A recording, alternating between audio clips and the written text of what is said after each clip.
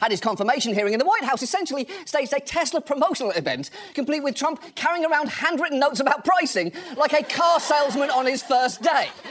Meanwhile, federal workers continue to be fired for no clear reason, though in the case of one pardon attorney, there seemed to be a pretty specific one. Tonight, Liz Hoyer says she lost her job because she refused to recommend that Mel Gibson be allowed to buy a gun again. The actor and a backer of the president's lost that gun right after he pled no contest to a domestic violence charge back in 2011. When I came into work on Friday morning, I said to a colleague, I really think that Mel Gibson might be my downfall. And within hours of saying that, I was being escorted out of my office. Wow. It is frankly incredible. She got fired because she didn't think Mel Gibson, best known for his work in Screaming, should have guns. If you've forgotten the specifics of his various scandals, I recommend you check out his Wikipedia page. While you're there, check out his dad's, because the opening paragraph alone is spectacular. Hutton Peter Gibson was an American conspiracy theorist, Holocaust denier, writer on sedevacantism, which is a belief that there hasn't been a valid pope since 1958, a World War II veteran, the Jeopardy grand champion for 1968, and the father of 11 children, one of whom is the actor and director Mel Gibson. That is a fascinating man. And imagine having so many terrible views that producing Mel Gibson is not the worst thing about you. But we're going to focus on another bold move the Trump administration made this week. OK, so there's a lot there. First, Trump wanted to crack down on anti-Semitism. It's pretty rich, given a top DOD press secretary was recently found to have a history of racist and anti-Semitic tweets. Musk and J.D. Vance both recently supported Germany's AfD, a party with ties to neo-Nazis. And, of course, there was this shit.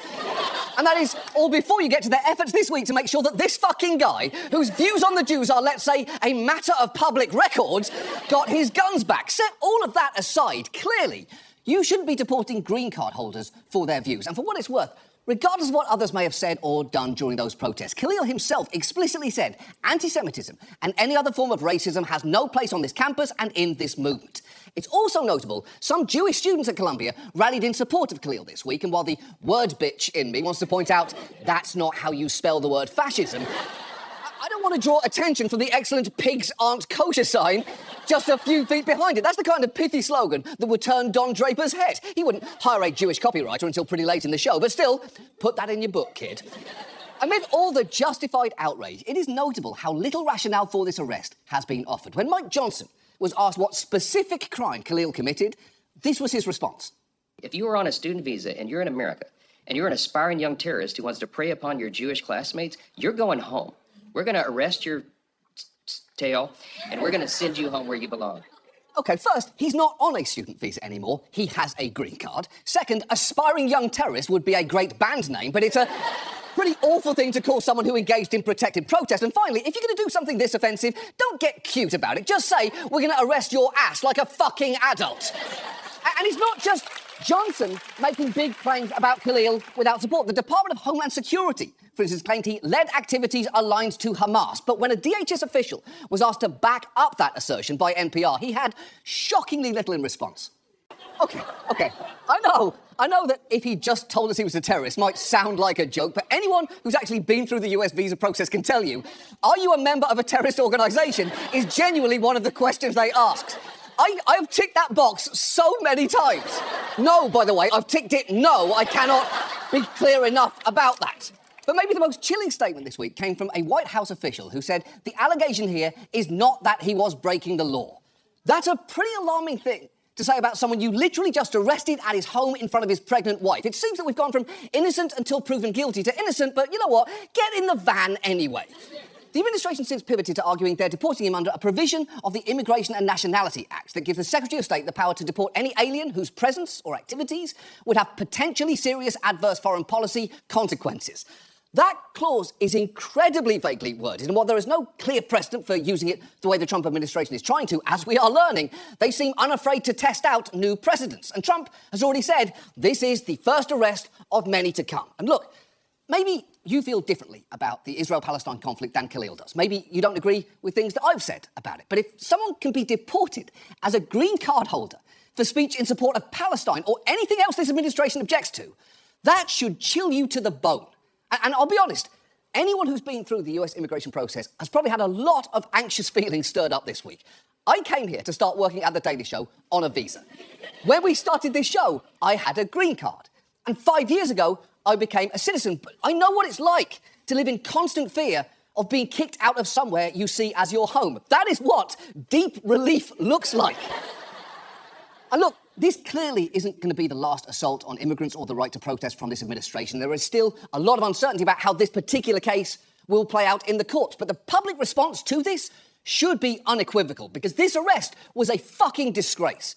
Thankfully, there have already been protests, and I hope that they get bigger and louder in the coming weeks, because rights, like freedom of speech, are a fundamental part of living in this country. And if we do not protect them, then unfortunately, like the Teslas inexplicably for sale on the White House lawn this week, they could be going, gone. And now, this. Reading. That's right. Reading with my eyeballs. The balls of the eye. Reading. I love to read pornography. Specifically, we're going to talk about sports betting, picking winners and losers. Even animals can do it, like in this video from the Audubon Zoo featuring Super Bowl picks from a penguin, an aardvark, and even this giraffe who correctly picks the Eagles to win. And that wasn't just random, by the way, because immediately afterwards it used its hoof to write in the dirt, Chiefs are playing a guard at left tackle and are relying way too heavily on the blitz. So it knew what it was doing. But sports betting is clearly not just for animals anymore, as you've no doubt been reminded by approximately 10 million ads. You want to make every game interesting? Step one, open the BetMGM Sportsbook. I'm loving the live betting on DraftKings. Hey guys, ESPN Bet is here. Finally a sports book from your favorite sports brand. Only from FanDuel, America's #1 sportsbook. Yeah, those ads are everywhere, and they feature every imaginable scenario, from Jamie Foxx in what in any other circumstance would be a pretty great R&B video, to America's whitest little brother talking to himself in a mirror. And you're not crazy for thinking those ads are inescapable. Sports betting companies spent over $430 million on national TV ads last year, and they can do that because this is now a massive industry. We talked a bit about sports betting back in 2015, and at the time, we focused on fantasy sports websites and their efforts to circumvent anti-gambling laws. But since then, 38 states have legalized sports gambling, and currently 30 states and DC allow some form of online betting accessibility. In fact, between 2018 and 2023, nearly $300 billion has been wagered on sports gambling markets. And look, I'm not going to sit here and tell you gambling is bad. It kind of is, but I'm not going to tell you that. Gambling is also fun, especially if you're good at it, which no one is, but it is fun. Playing poker with your friends, taking part in an office March Madness bracket, even taking a weekend trip to Vegas. For most people, these can be fun, generally harmless things, but they also tend to be time or location dependent. The thing is, with modern betting apps, you can gamble all the time on just about anything, and people do, as this local news story from Oregon shows. Last year, Oregonians wagered $57 million on table tennis, making it the fourth largest draw for sports gamblers, behind professional basketball, football, and baseball. To give you an idea of how prevalent this is, right now in Poland, which is, I believe, 10 hours ahead of us, there are 3 different live matches going on. Unlike other sports, there's always action. Matches don't last long, and in-game betting lines change fast. One of the biggest bets, February of last year. In the wee hours of the morning, a sports bettor in Oregon put down $35,000 on this match in Poland between 2 relatively unknown players in an empty gym. This is like the crack cocaine of sports gambling. Well, that is never a great sign. No one ever uses crack cocaine to describe something positively. What more could you say about Diane? She's the first teacher in the doors every morning and the last to leave at night. She genuinely cares about her students. She's basically the crack cocaine of the science department, and that is why she's our Teacher of the Year. Get up here, Diane. Our students would do literally anything for you. Now, unsurprisingly, the rise of online sports betting has been found to correlate with a rise in gambling harms, with one study showing that in states that allowed it, there was a 28% increase in bankruptcies, translating to about 100,000 extra bankruptcies a year. And given we're about to enter March Madness, one of the single biggest gambling events of the year, when over $3 billion is expected to be wagered, we thought tonight it might be a good time to look at sports betting and ask a few things: how it became so ubiquitous, why it can be so damaging, and what fixes might be possible. And let's start with the fact that until fairly recently, sports leagues took great pains to distance themselves from gambling, even forbidding Las Vegas from having its own sports team. In fact, in 2003, Vegas simply tried to buy a tourism ad during the Super Bowl, but the NFL rejected it on the grounds that the NFL has a long-standing policy that prohibits the acceptance of any message that makes reference to or mention of sports betting, successfully solving the one problematic thing about the NFL. The shift from that point to where we are now happened both gradually and then all at once. First, there were the rise of those fantasy sports sites like DraftKings and FanDuel. And then in 2018, this happened. Now sports betting won't stay in Vegas. The Supreme Court today struck down a federal law that required most states to ban it. The 6-3 ruling declared the federal law unconstitutional, a violation of states' rights. The ruling opens the door to an explosion in betting on pro and college games of all kinds. OK, first, from now on, all Supreme Court rulings should be announced like that, like a detective spreading out the blurry headshots of suspects on his desk. And while most of those faces in the concurrence make sense, Elena Kagan is a bit of a surprise, although, and I'm not saying this has anything to do with it, she apparently plays basketball on a court in the Supreme Court building and has, and I quote, a devastating layup and jump shot. Cases come and go, but ball is life. The point is, that ruling left it up to each state whether to legalise sports betting, and those fancy sports companies were suddenly incredibly well positioned to mount lobbying efforts to get it passed. And they weren't alone in that. Some team owners were on board too. Here's the owner of the Washington Capitals and Wizards making the case for sports betting being legalised. Let's bring these dollars into the sunlight. Let's let it be regulated. Let's let it be taxed. Let's use it for the good instead of calling it gambling and gaming and giving it a bad name. Wait, what? I mean, I get the let's do it legally and tax it and everything, but for the record, people call it gambling and gaming because that is what it is. You want to rename sports betting? To what exactly? Fun with numbers and screens? Banks and balls? Max? That last one is kind of taken, but I know a guy who's probably willing to sell it to you. Now, in that owner's particular case, his interest may have had something to do with the fact that the Wizards are an absolutely terrible basketball team. And a good way to get people to keep watching teams, even bad ones, is by letting them put money on games, as the commissioner of the NBA openly admitted. The data is clear that if somebody has a bet on a game, even a small bet, they're much more likely to engage in that match. They're much more likely to watch it. They're more likely to watch it for more minutes. They're more likely to be interested in the participants and to follow the sport. So there's no doubt there's a business component to this. He's right. Patrick Stewart's tether is completely right. People will always be more engaged if they have a vested personal connection in what they're watching, whether that's someone who studies a game more carefully because they've got money on the line, or a person who is more invested in a school play because their child is in it, all the way up to the most involved spectator, a parent who somehow has money on the outcome of their kid's school play. You put $20 on the Shrek musical? You put it on Shrek to lose? Buddy, seek help. Allowing gambling was a big win for sports leagues, who not only benefited from increased fan engagement, they also got to enter into lucrative licensing deals. The NFL alone made $132 million last year from gambling-related sponsorships. That is the equivalent of adding 2 to 3 NFL teams and their sponsorship revenues to the league. And it doesn't even count the additional $120 million a year the NFL gets from licensing their data to sportsbooks to help set odds. The influence of these companies on sports now is just unmistakable, and it is not just the ads. Logos of the companies are on the field, or on the floor, on the uniforms, and even on whatever the fuck those ice scrapers are called at hockey games. There are also sportsbooks now built on the premises of Wrigley Field and other venues. And if you go to an Eagles game, gambling QR codes are displayed on scoreboards, allowing you to make instant bets on the next play without leaving your seat, which, let me be clear, I do not think is a good idea in sports arenas, but I would welcome it in restaurants, so I can scan a QR code on the menu and place a bet on daughter or girlfriend. When an old rich guy comes in with a much younger woman, OK, let me see. Same hair colour, she's wearing sensible flats and she's cutting his steak for him. OK, I'm going to go all in on daughter. Fuck! Fuck! Oh, fuck! And it doesn't stop there.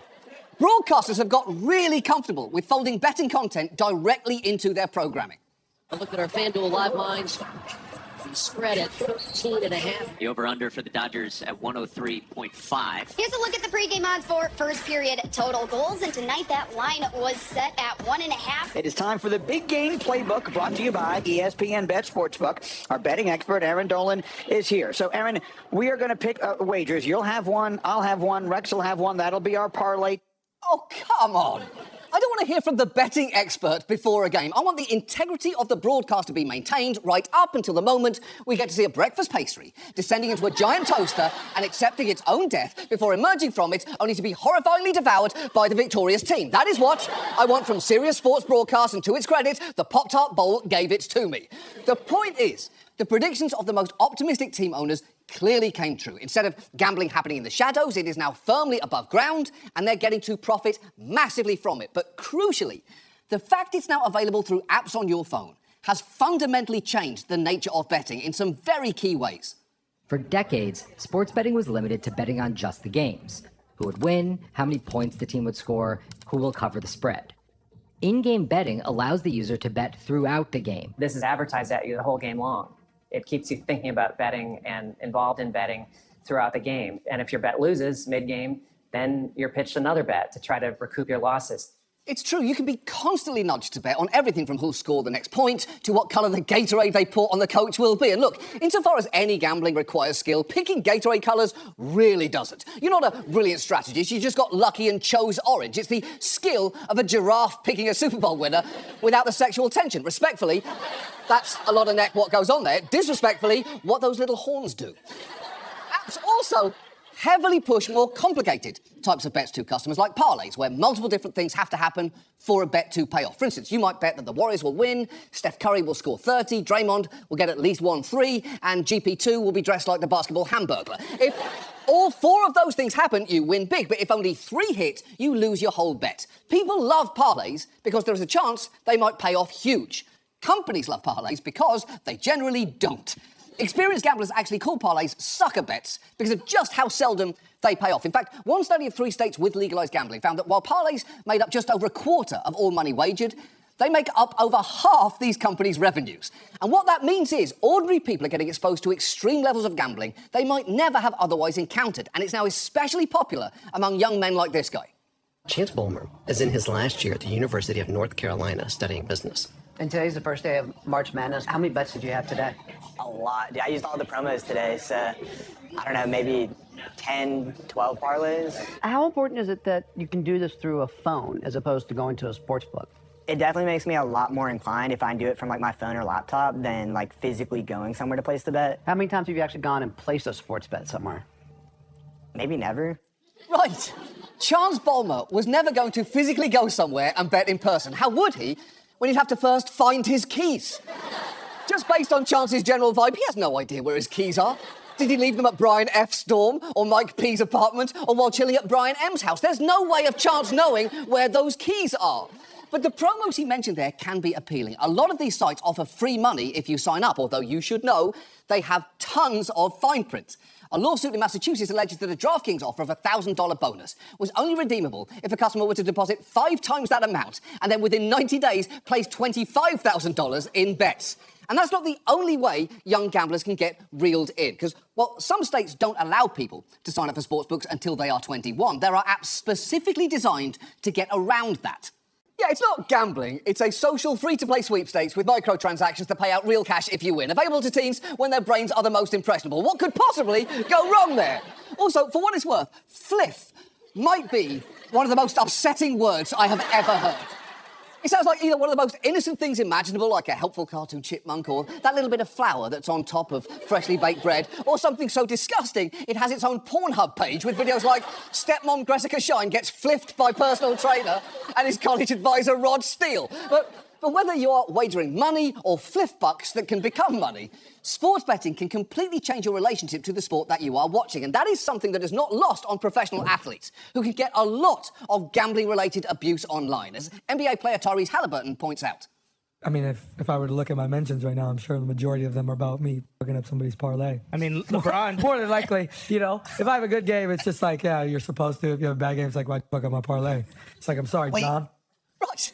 I can see why that would be annoying. Even when you do your job right, people just jump into mentions with aggressive complaints, whether it's fans yelling nonsense at Tyrese over their stupid parlays, or viewers in my mentions saying ridiculous things like, talk slower, or for God's sake, take a breath, or, hi John, no idea if you'll read this, but I'm a speech psychologist, and what you're displaying is very likely something called pressured speech. And it might be nothing, but it's also something linked to hypomania, ADHD, and bipolar disorder. Please consider seeing a specialist. I'm begging you. Not a fan of the show, just concerned. You know, just annoying nonsense bullshit that superstars like Tyrese and me have to put up with. And all this gets especially grim when you realise it's possible to bet on college players too. That's about to happen a lot over the next month, especially because universities are now partnering with betting companies in exchange for millions of dollars. And while superstars like Tyrese and me can see random negative comments about our performance and shrug them off with our athletic builds and toned shoulders, it is harder for student athletes to deal with harassment than may be coming from their own classmates. In Ohio, there have been reports of athletes getting Venmo requests from their peers when they lost a game or didn't make a free throw. And others have received horrible messages like, "You deserve to get unalive for blowing my bet," and "I hope your dog gets cancer." And look, I don't care who you are or what the circumstances, you should never, ever hope a dog gets cancer. Every dog is a good dog who should not have cancer. Now, a cat? Also no, right? Of course. Mostly no. It sort of depends on the cat, doesn't it? For example, this one, obviously not. That cat shouldn't get cancer. That's clearly a good kitty, no cancer for you. Absolutely not. Who could think such a thing? Hard no again. Absolutely not. In no world should that cat have cancer. Listen.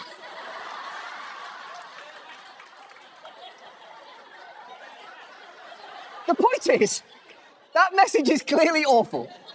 But it's not just young athletes who are having their lives turned upside down by these apps, it's the people who use them too. So, let's talk about the damage here, because even studies funded by the gaming industry show that about 1% of US adults have a severe gambling problem and 2 to 3% have a mild or moderate problem. Those might feel like small percentages to you, but it's worth remembering that amounts to somewhere between 7.5 million and 10.5 million people. Basically a population less than Michigan, but more than Tennessee. And that's not a tragic side effect of this industry. It is baked into the business model here. The people who lose the most money gambling are the lifeblood of these apps, as this expert explains. 86% of online gambling profits come from 5% of the gamblers. The gambling industry business model, whether it's state lotteries, regional casinos, online gambling operators, it's based on the addicted gambler. The purpose of the industry is to get you to play to extinction. And that means until all your money is gone. Look, getting you to play till extinction is clearly awful, but I would be remiss if I didn't mention you're not seeing double there. That is a different bald guy in tiny little glasses. This story is essentially populated with dudes named Chase or Chance and guys who look like they should be developing a machine to locate the X-Men. I'm just saying, if you had the over on this episode, will feature an interview with more than one bespectacled Bezos clone. Congratulations, you've won 10,000 Jizzle coins. They're like Fliff bucks, but even more sexual. And betting until all your money's gone can be scarily easy to do when the casino is literally inside your pocket. As one expert put it, you put the most addictive behaviour on the most addictive device. What could go wrong? Just listen to this man who started gambling in college. You know, every deadline I set for myself, I'll stop betting when I turn 21. I mean, that was a joke. Stop betting when I graduate college. Stop betting when I start working. Stop betting when I turn 22. I blew through every deadline. How did it affect your relationships? I would be visiting my girlfriend, and I would just go in with my phone, sit on the toilet, rattle off 10 bets. All of a sudden, my girlfriend doesn't know it. I have $2,000 in betting risk. Those moments, I would think to myself in the corner of my brain, like, am I a sociopath? Yeah, that is rough. The only thing any guy should be doing on their phone in the bathroom at their girlfriend's house is frantically Googling, what is Summer House Bravo? Help, how do I talk to her best friends and seem cool? Reddit. But unfortunately, that behaviour is exactly what makes someone like him a valued customer. And apps even have ways to turbocharge that behaviour. They'll throw perks at big spenders or even match them up with a VIP host, a contact who will track their habits, interests and spending in real time and reach out with action they just can't miss. They'll also give out tickets to sporting events and send gifts. One lawyer that we talked to told us about a man who was addicted to gambling, and at one point DraftKings sent him this box, which when it opened glowed with a green light and revealed a crown with the message, "The crown is yours." And it is wild to be sent something essentially saying, congratulations, you just lost a bunch of money, here is a hat about it.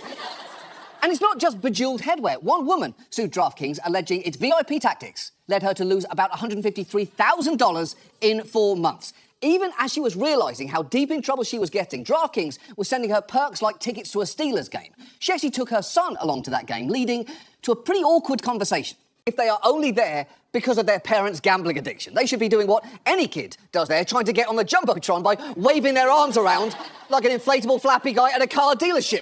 Let kids be a lot. And it gets worse, though, because despite her best efforts, she didn't manage to stop using that app. According to her lawsuit, at one point she realised she was about to miss a mortgage payment and emailed her VIP host to ask if DraftKings gave out loans for that sort of thing, saying, probably means I need to quit gambling soon. He initially wrote back saying, I want to check in with you. Are you still playing within your means/budget? But when she didn't reply over the next week, DraftKings allegedly sent 6 emails with enticements to gamble. And she says when she finally sent her host a one-sentence reply reading, I am playing within my means, he sent her $250 in credit to, quote, get you back in action. And the thing is, it's not like these sites can't stop someone from gambling or slow them down if they want to.